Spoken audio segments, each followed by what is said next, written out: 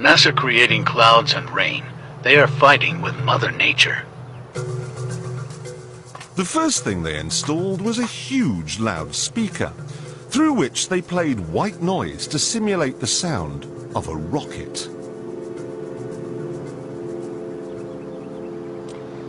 They then sent a number of trucks in different directions out into the wilderness, and the drivers were ordered to stop when the noise levels became acceptable.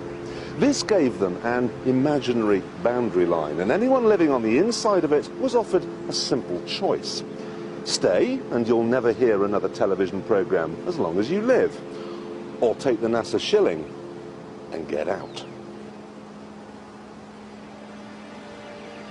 No one stayed, and NASA ended up with exactly what it wanted. 125,000 acres of nothing.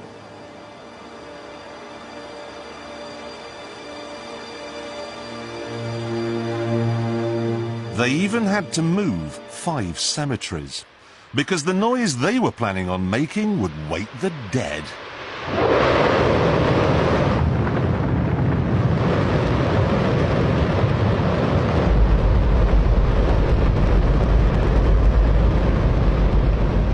Don't worry if you can't hear what I'm saying. I couldn't even hear myself. This is the loudest sound you could possibly conceive. And, as it turns out, the cleanest.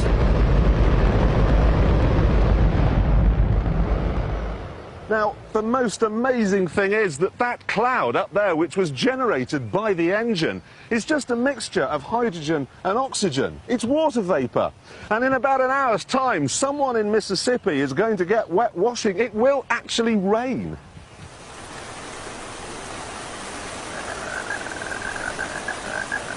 I told you, it's raining. That's unbelievable.